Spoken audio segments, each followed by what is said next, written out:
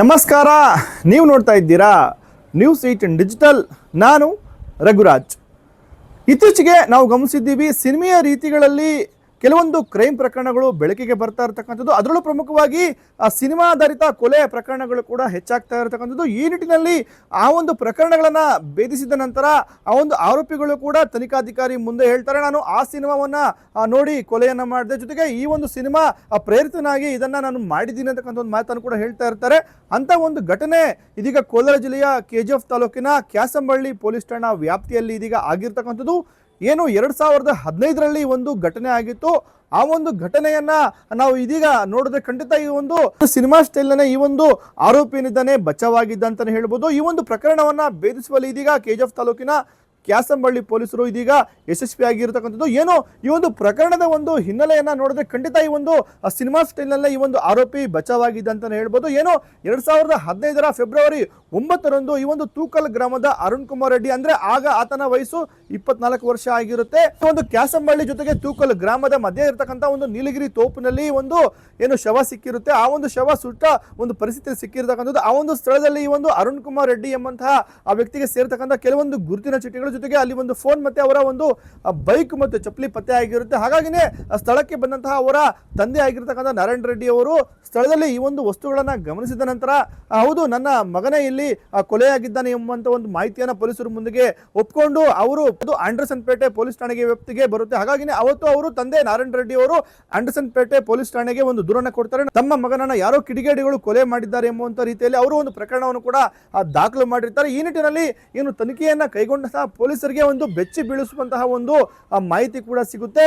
ಏನು ಅಂತ ಹೇಳಿದ್ರೆ, ಈ ಒಂದು ಪ್ರಕರಣದಲ್ಲಿ ಕೊಲೆಯಾಗಿದ್ದಂತಹ ಅರುಣ್ ಕುಮಾರ್ ರೆಡ್ಡಿ ಏನಿದ್ದಾರೆ ಅವರ ಒಂದು ಮೃತದೇಹ ಅಲ್ಲಿ ಸಿಕ್ಕಿರುತ್ತೆ ಎಂಬುವಂತ ರೀತಿಯಲ್ಲಿ ಪೊಲೀಸರು ಮರಣೋತ್ತರ ಪರೀಕ್ಷೆಗೆ ಆ ಒಂದು ಮೃತದೇಹವನ್ನ ರವಾನೆ ಮಾಡಿರ್ತಾರೆ. ಆದ್ರೆ ಮರಣೋತ್ತರ ಪರೀಕ್ಷೆ ಜೊತೆಗೆ ವಿಧಿವಿಜ್ಞಾನ ಏನು ತಜ್ಞರು ಕೊಟ್ಟಿರ್ತಕ್ಕಂಥ ಒಂದು ಮಾಹಿತಿ ಅಡಿ ಆ ಒಂದು ಡೆಡ್ ಬಾಡಿ ಏನಿದೆ ಅದು ಅರುಣ್ ಕುಮಾರ್ ರೆಡ್ಡಿ ಅವರಿಗೆ ಸೇರಿರೋದಿಲ್ಲ ಎಂಬಂತ ಒಂದು ಮಾಹಿತಿ ಕೂಡ ಅಲ್ಲಿ ಹೊರಬೀಳಿರುತ್ತೆ. ನಂತರ ಕೂಡಲೇ ಕಾರ್ಯಪ್ರವೃತ್ತರಾದ ಆಂಡರ್ಸನ್ ಪೇಟೆ ಠಾಣೆಯ ಪೊಲೀಸರು ಏನು ಅರುಣ್ ಕುಮಾರ್ ರೆಡ್ಡಿ ಅವರನ್ನ ಒಂದು ಪತ್ತೆ ಹಚ್ಚುವಂತ ಒಂದು ಕೆಲಸವನ್ನು ಕೂಡ ಮಾಡ್ತಾರೆ. ಕೇವಲ 4 ದಿನ ಅಂದ್ರೆ ಫೆಬ್ರವರಿ 9ರಂದು ಅವರ ಒಂದು ಶವ ಒಂದು ಸುಟ್ಟ ಒಂದು ಮೃತದೇಹ ಪತ್ತೆ ಆಗಿರುತ್ತೆ. ಅದಾದ ಕೇವಲ 3-4 ದಿನಗಳಲ್ಲಿ ಈ ಒಂದು ಆರೋಪಿಯ ಜೊತೆಗೆ ತಲೆಮರೆಸಿಕೊಂಡಿದ್ದಂತಹ ಅರುಣ್ ಕುಮಾರ್ ರೆಡ್ಡಿಯನ್ನ ಆಂಡರ್ಸನ್ ಪೇಟೆ ಪೊಲೀಸರು ಪತ್ತೆ ಹಚ್ಚಿರ್ತಾರೆ. ಅದಾದ ನಂತರ ಈ ಒಂದು ಪೊಲೀಸರ ವಿಚಾರಣೆಯಲ್ಲಿ ಆತ ಒಂದು ಬೆಚ್ಚಿ ಬೀಳಿಸುವಂತಹ ಒಂದು ಮಾಹಿತಿಯನ್ನು ಕೂಡ ಕೊಡ್ತಾನೆ. ಏನು ಅಂತ ಹೇಳಿದ್ರೆ, ಈ ಒಂದು 24 ವರ್ಷದ ಅಂದ್ರೆ ಆ ಒಂದು ಘಟನೆ ನಡೆದಂತಹ ಒಂದು ವೇಳೆಯಲ್ಲಿ ಅರುಣ್ ಕುಮಾರ್ ರೆಡ್ಡಿ ಏನಿದ್ದಾರೆ ಅವರು ಸಿಕ್ಕಾಪಟ್ಟೆ ಒಂದು ಸಾಲದ ಸಮಸ್ಯೆಗೆ ಸಿಲುಕಿರುತ್ತಾರೆ. ಹಾಗಾಗಿನೇ ವಿಪರೀತವಾಗಿ ಸಾಲಗಾರರ ಒಂದು ಕಾಟ ಅವರ ಮೈ ಮೇಲಿರುತ್ತೆ. ಹಾಗಾಗಿನೇ ಮನೆಯವರು ಕೂಡ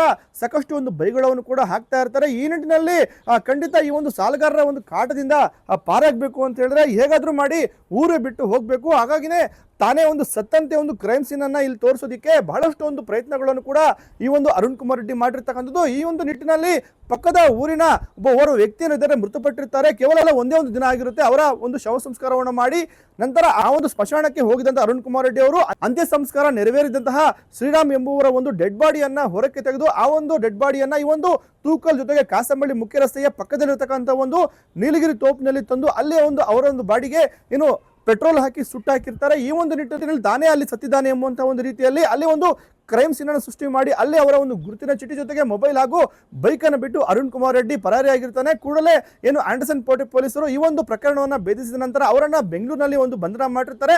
ಅದಾದ ನಂತರ ಈ ಒಂದು ಪ್ರಕರಣಕ್ಕೆ ಸಂಬಂಧಪಟ್ಟಂತೆ ಒಂದು ಫಾಲೋ ಅಪ್ ಕೂಡ ಇರುತ್ತೆ. ಆದ್ರೆ ಈ ಒಂದು ಪ್ರಕರಣಕ್ಕೆ ಸಂಬಂಧಪಟ್ಟಿದ್ದ ಅವರು ನ್ಯಾಯಾಲಯದ ಒಂದು ವಿಚಾರಣೆಗೆ ಹಾಜರಾಗದೇ ಕಳೆದ 11 ವರ್ಷಗಳಿಂದ ತಲೆಮರೆಸಿಕೊಂಡಿರ್ತಾರೆ. ಇದೀಗ ಘಟನೆ ನಡೆದಂತ ಒಂದು ಸ್ಥಳ ಇದೆ, ಆ ಒಂದು ಸ್ಥಳ ಇದೀಗ ಏನು ಕ್ಯಾಸಂಬಳ್ಳಿ ಪೊಲೀಸ್ ಠಾಣೆಗೆ ಸೇರುತ್ತೆ. ಹಾಗಾಗಿನೇ ಈ ಒಂದು ಕ್ಯಾಸಂಬಳ್ಳಿ ಪೊಲೀಸರು ಈತನನ್ನ ತಮಿಳುನಾಡಿನ ಒಂದು ಚೆನ್ನೈನಲ್ಲಿ ಇದೀಗ ಬಂಧನ ಮಾಡಿರ್ತಕ್ಕಂಥದ್ದು. ಈ ನಿಟ್ಟಿನಲ್ಲಿ ಮಾತನಾಡಿರ್ತಕ್ಕಂಥ KGFನ SP ಆಗಿರ್ತಕ್ಕಂಥ ಶಿವಂ ಶಿವರಾಜಪುತ್ ಅವರು ಖಂಡಿತ ಆರೋಪಿಗಳು ಎಷ್ಟೇ ಒಂದು ಚಾಣಕ್ಯತನ ತೋರಿಸಿದ್ರು ಕೂಡ ನಮ್ಮ ಪೊಲೀಸ್ ಇಲಾಖೆ ಅಧಿಕಾರಿಗಳು ತಮ್ಮ ಒಂದು ನೈಪುಣ್ಯತೆಯಿಂದ ಈ ಒಂದು ಪ್ರಕರಣವನ್ನ ಬೇಯಿಸಿರ್ತಕ್ಕಂಥದ್ದು. ಕಳೆದ 11 ವರ್ಷಗಳಿಂದ ತಲೆಮರೆಸಿಕೊಂಡಿದ್ದಂತಹ ಒಂದು ಆರೋಪಿಯನ್ನು ನಾವು ಬಂಧನ ಮಾಡಿದ್ದೇವೆ. ಅವರಿಗೆ ಒಂದು ಕ್ರೈಮ್ ಸೀನ್ ಅನ್ನು ಸೃಷ್ಟಿ ಮಾಡಿ ಒಂದು ಪ್ರಕರಣದಿಂದ ಅವರು ಪಾರಾಗೋದಕ್ಕೆ ಹಿಂದೆ ಪ್ರಯತ್ನ ಮಾಡಿದ್ರು. ಜೊತೆಗೆ ಅವರಿಗೆ ಇದ್ದಂತಹ ಒಂದು ಸಾಲವೇ ಈ ಒಂದು ಪ್ರಕರಣ ನಡೆಯೋದಕ್ಕೆ ಒಂದು ಕಾರಣ ಎಂಬಂತ ಒಂದು ಮಾತನ್ನು ಕೂಡ ಇದೀಗ KGFನ SP ಶಿವಂ ಶಿವರಾಜಪುತ್ ಅವರು ಹೇಳಿರ್ತಕ್ಕಂಥದ್ದು. ಕ್ಯಾಸಂಬಳ್ಳಿ ಪೊಲೀಸ್ ಸ್ಟೇಷನ್ ಲಿಮಿಟಲ್ಲಿ 2015ರಲ್ಲಿ ಒಂದು ಕ್ರೈಮ್ ರಿಜಿಸ್ಟರ್ ಆಗಿತ್ತು, 11/2015.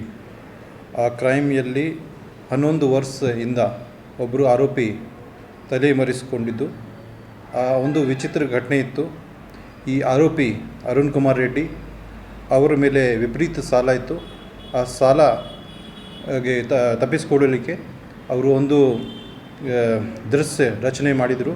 ಆ ದೃಶ್ಯದಲ್ಲಿ ಅವರು ಪಕ್ಕದ ದೊಡ್ಡಗಾಂಡಹಳ್ಳಿ ಊರಿಯಲ್ಲಿ ಒಬ್ಬರು ಶ್ರೀರಾಮ ಎಂಬ ವ್ಯಕ್ತಿಯನ್ನು ಆ ಒಂದು ಶವ ಸಂಸ್ಕಾರ ಮಾಡಿ ನೆಕ್ಸ್ಟ್ ಡೇ ಅದು ಶವಗೆ ರಾತ್ರಿಗೆ ಹೊರಗಡೆ ತಗೊಂಡು ಒಂದು ಸೀನ್ ಕ್ರಿಯೇಟ್ ಮಾಡಿದರು. ತೂಕಲ್ ಗ್ರಾಮ ಪಕ್ಕದಲ್ಲಿ ಒಂದು ದಾರಿ ಪಕ್ಕದಲ್ಲಿ ಶವಗೆ ಅಲ್ಲಿ ಬಿಸಾಕಿ ಪೆಟ್ರೋಲಿಂದ ಸುಟ್ಟು ಅವ್ರದ್ದು ಅರುಣ್ ಕುಮಾರ್ ರೆಡ್ಡಿ ಅವ್ರದ್ದು ಬೈಕ್ ಗುರುತಿನ ಚೀಟಿ ಮತ್ತು ಮೊಬೈಲ್ ಅಲ್ಲಿ ಸುತ್ತಮುತ್ತ ಬಿಸಾಕಿ ಒಂದು ಸೀನ್ ಕ್ರಿಯೇಟ್ ಮಾಡಿದ್ದಾರೆ. ಒಟ್ಟಾರೆಯಾಗಿ ಸಾಲದಿಂದ ಪಾರಾಗೋದಕ್ಕೆ ಕೆಜಿಎಫ್ ತಾಲೂಕಿನ ಈ ಒಂದು ತೂಕಲ್ ಗ್ರಾಮದ ಏನು ಅರುಣ್ ಕುಮಾರ್ ರೆಡ್ಡಿ ನೋಡಿದರೆ ತಾನೇ ಸತ್ತಂತೆ ಒಂದು ಕ್ರೈಮ್ ಸೀನ್ ಅನ್ನು ಕ್ರಿಯೇಟ್ ಮಾಡಿ ಮತ್ತೊಬ್ಬರ ಶವವನ್ನು ಅಲ್ಲಿಗೆ ತಗೊಂಡ್ಬಂದು ಅದಕ್ಕೆ ಒಂದು ಪೆಟ್ರೋಲ್ ಅನ್ನು ಹಾಕಿ ಸುಟ್ಟಾಕಿ ಅಲ್ಲಿಂದ ಪರಾರಿಯಾಗಿರ್ತಾರೆ.